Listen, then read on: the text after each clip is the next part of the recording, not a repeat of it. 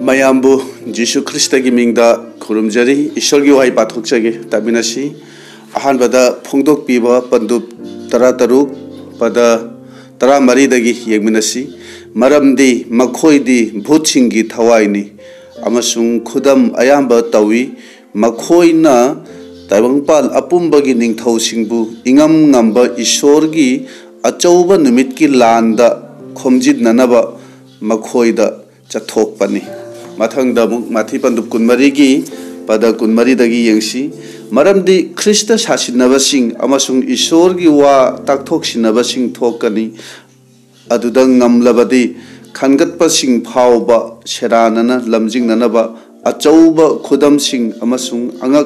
angakpa utkani tamina khraba ibunga mahaki wahyasi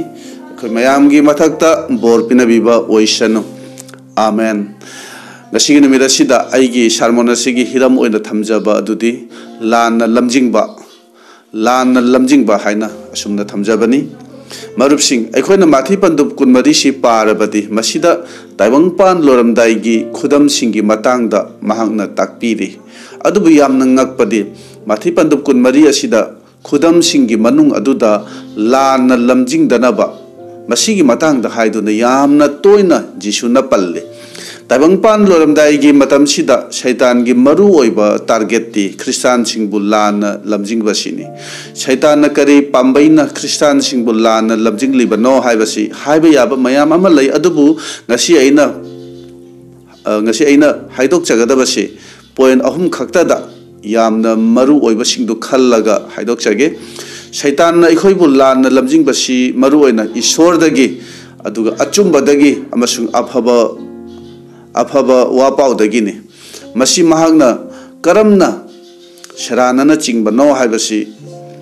ngasi aikhoi yengminasi ahanbadadi false miracle haibadi angakpa thabak tawduna mi singbul lana lamjing basini bible sida aikhoida uriba angakpa thabak sing adudi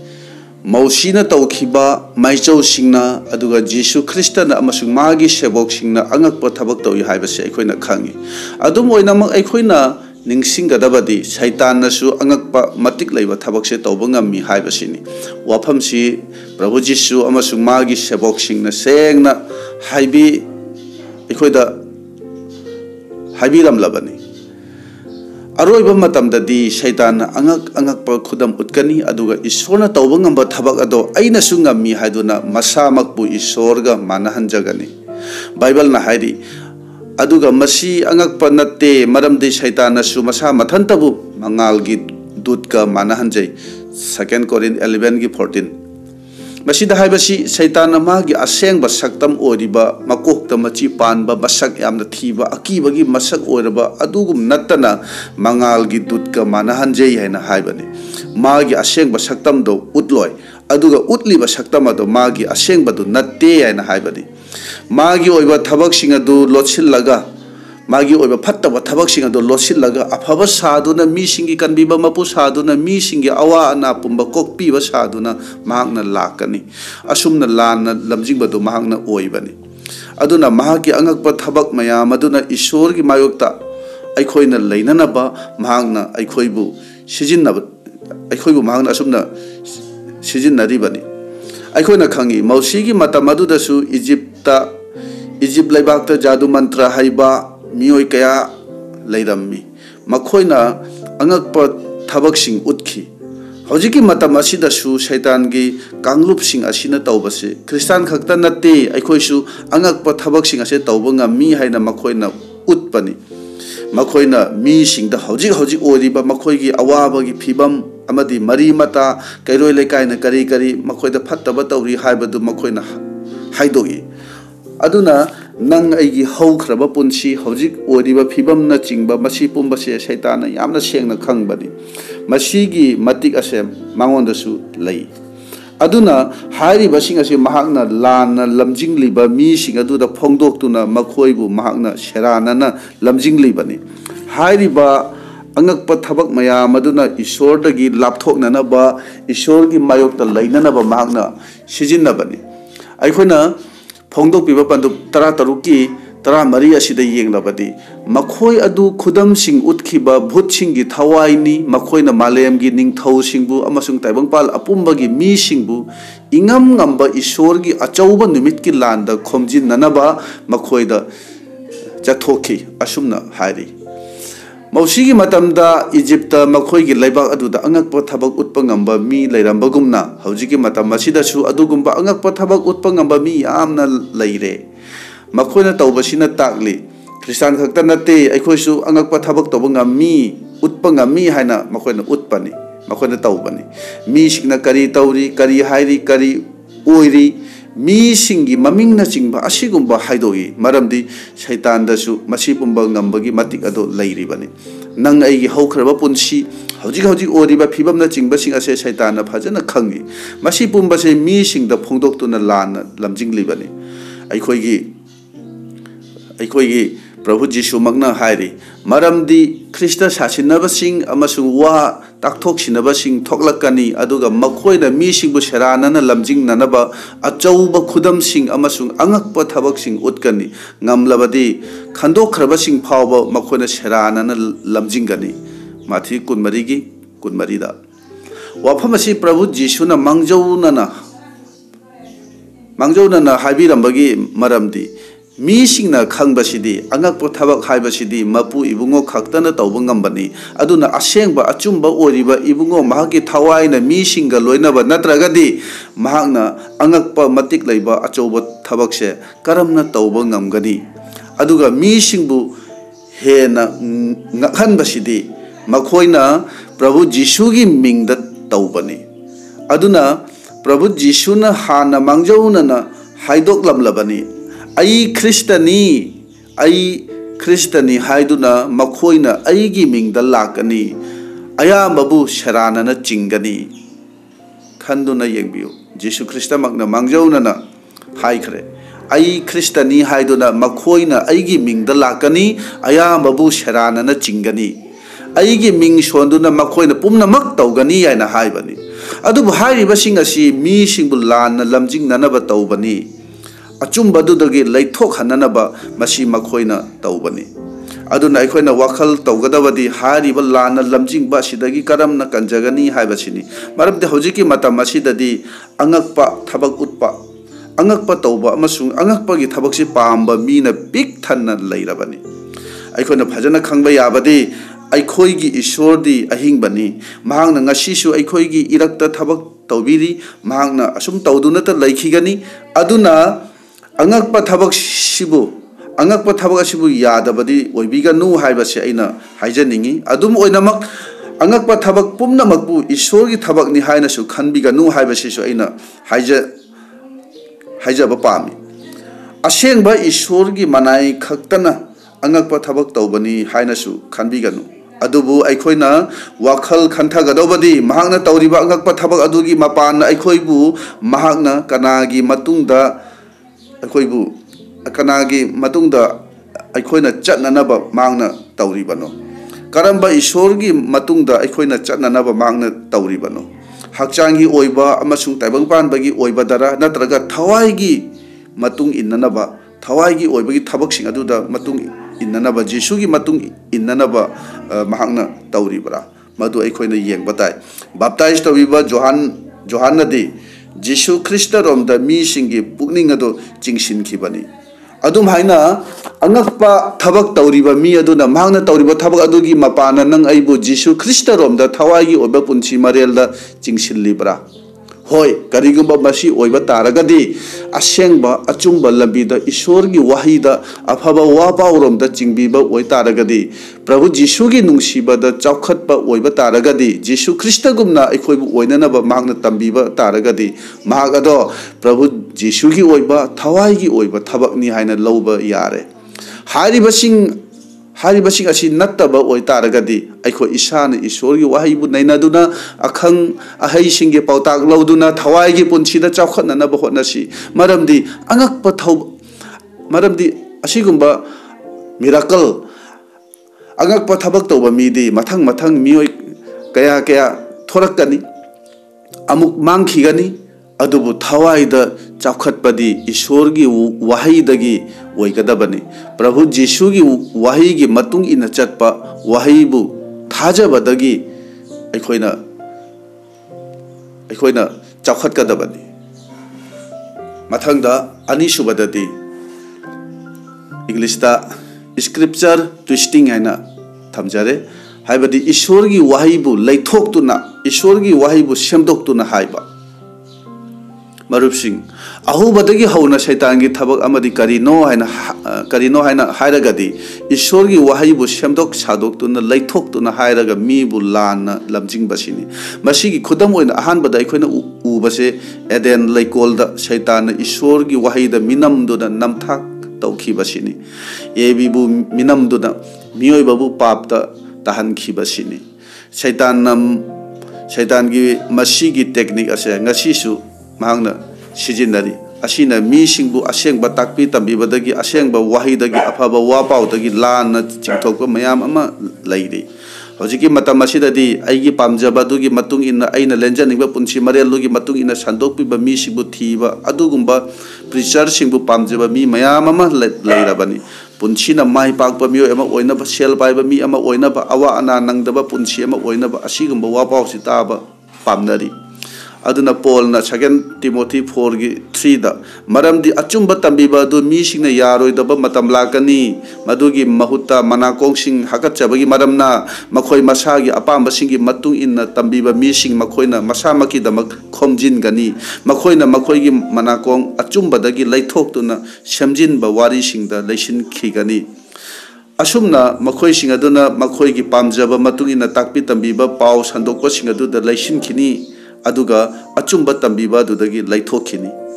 adubu makhoina ishor gi laiba ki damak thaurang tawroi aroiba matamda mayok nagadaba awa ana gi damak thaurang tawroi wayan gi damak makhoi duna thaurang tawroi asengba achumba tambiba mi singnadi Jesu Christa gumna oinana ba tambigani cross before crown haibadi luhuk phangdringai mamangda cross pujagadabani haina haigani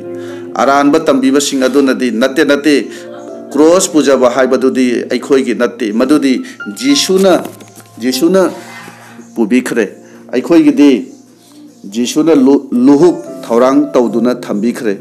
amuk pu kanbikhrabadi matam pumbagi oina kanbikhre marup sing masidi ishor gi wahi gi amadi jisu gi tambibadu natte jisuna di aikhoi isa gi cross pujanaba tambiri ईश्वर की वही न ताकपी बगुम मिरोलिबी नुपीना महंगना अंगांगदो उनद्रिंगै ममांगद नावेक नाउथिन हाना खांगबगुम सिंगलुपनासु अवाना हाना खांगबा नंगब ताबनी अदुबु अंगांग अदु उनरबा मतुंगदगिदी नुपी अदुना नावेक नाउथिन की अवाना पुमनमक काउथोई महंगना अमुक हना निंगसिंगदे मसिनी बाइबलना ताकपीबा अदुदी aduna hojiki mata masida mi singnadi awana khangbasi pamdabagi maramna makhoina pamjaba harauba nungaiba madi chakhatbagi paw sandokpa singaduda makhoyi pukning onsilli adugumba paw sandokpa sing aduna hairi awana khangbasidi aikhogi natte madudi prabhu jisuna aikhogi mahutta khangbi khre aikhoidi harau nungaiba punsigi damak chakhatnabagi damak madu pumba prabhuna pibi gadaba punshini nijaba khuding pibi gadaba jisuni mahang nai khoibu harau nungaiba punshi pibi naba kauthokpani awaba khangduna hingnanaba natti asumna sandokni masibu achumba asengbani khallaga thajaduna mioi kaya gyana matungda illi tasengbadi masin natte anauba walebna basi khoina paragadi asigumba amatta phangnaroi यामना ngakpadi hojiki matam asidadi ishor gi wahayasi mafam kharadagi lawthoklaga madubu illaga chatpa aduga mafam kharagi wahayibuna masidi aikhogi natti haiba ngamba inbada nungaigadaba wahay singbu khandoklaga masidi ishor gi wahayni aikhogi damaktani khanduna thajaba adu inbada wagadaba wahay sing aduna masidi aikhogi natti mioi khara amana मियोई खरनदी करी हाइगाइबु मसीदी शैतान की दमक्तनी शैतान की वाहिनी असी फाव हाइबा ngamba missing अखोइगी इरक्ता मता मसीदा लैरिबनी ईश्वर की वाहिबु सेमदोक सादोक्तुना लैथोक्तुना हाइबा ngamba मी मरांग काइना लैरबनी बाइबल नदी हाइरी इख्रब असिदगी वही अमा फाव हापचिनबा यारोय लौथोकबसु यारोय असिदगी हेंदोक्तुना बाइबल की मफम अमददी इख्रब असिदगी बिंदु हाइबदी डॉट अमा फाव मांगहनबा यारोय हैना अखोइदा हाइरिबनी अदुबु लान लमजिंगलिबा मखोइसिंग असिनदी बाइबल की वही कयाबु थैदोक्तुना थमख्रगा ताबदा नुंगाइबा इनबदा नुंगाइगदबा वही खक्तबु खल्लगा थाजनरी मधुबु इंदुना चटली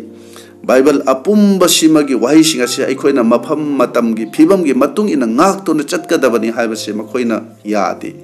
मरमसिना इना हाइजनिंगबदी फना ममिंग चटबा पाव संदोकबा यामना हिबा मीसु ओइसनु सोइबा नाइबा मिओइबनी अदुना महांगना संदोकलिबदु चांग येंगबा ताई बाइबल की वहीरा बाइबल न याब्रा ईश्वर की वही का चानब्रा हाइदुना इखो येंगबा ताई तारिबा वही खुदिंगबु हेक्ता थाजदुना थाजबा याजबा नत्रगा लौसिनबा हाइबसे तौबिगनु हाइबसे अइना मरुपसिंगदा अइना हाइजनिंगबनी पाखोनचटबा सिंगी थबक अदुददी पोलना संदोकपा तारिबा बिरोयागी मीसिंग अदुनदी मखोइना तारिबा वही सिंग अदुबु असेंगबा अचुंबा ओइब्रा शास्त्रना असुमना हाइब्रा खंदुना मखोइना चांग येंखिबनी पोलना संदोकलिबा अदु फावबा चांग येंगलगदी हौजिकी मीसिंगना संदोकलिबा सिंग असिदी अखोना हेना चांग येंगबा बाइबलगा चानाब्रा हाइबदु येंगफम थोक्तरा अदुगा अरोइबा अहुम सुबददी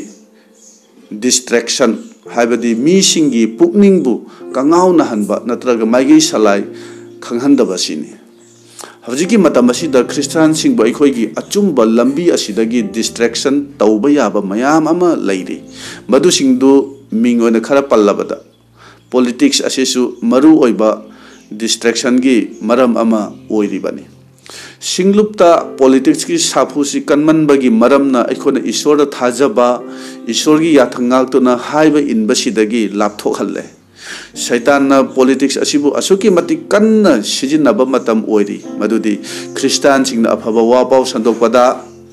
ईश्वर की लैबाक की दमक खनबदा डिस्ट्रैक्ट ओइरबनी पॉलिटिक्स की मथंगददी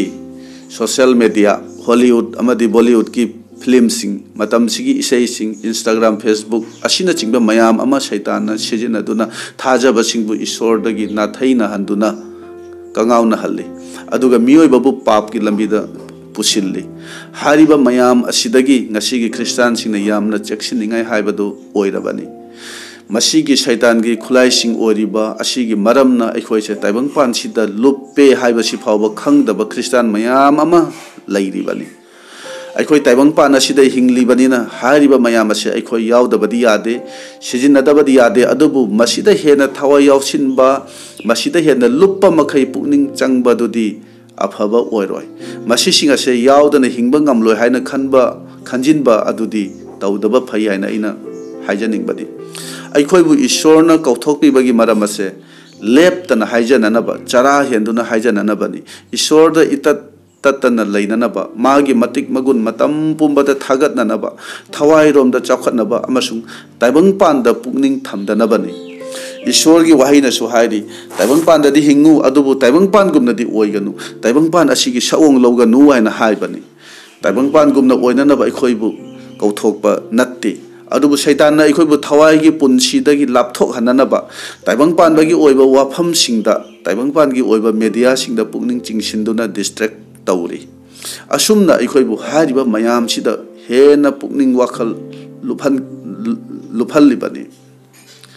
अदुम ओइनमक अखोइना खंगबा याबदी ngasi aina hariba mayam asidi amuk thokani amuk mangkhini lakani chatkhigani thengnariba awaba khudong thiba otnaiba pukning chingthokliba mayam asigi maramna akhoidi hena ishorda naksinpham thoi hena thaurang tawpham thoi masising asigi maramna akhoina kigadauba natte chingnagadauba natte maramdi masi pumba magi wahina ईश्वर की वहीना मांगजौना हाइदोक लमलबा अदुगी मतुंग इन्ना हौजिक से थोकलिबा ngaktani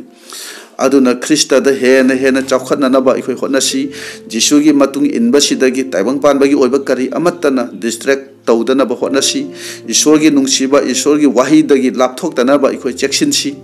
मरम असिना हाइदोखरबा point अहुम अहानबदा miracle अंगकप थबक पांबा अखोय मसी हेना पांबसे अखोय तौरसी अनिसुबदा वाहैबु सेमदोक्तुना लैथोक्तुना ngangliba singdagi lapna laisi makhoigi aranbadu khanghansi inakta naksil laktana bai khoi khotnasi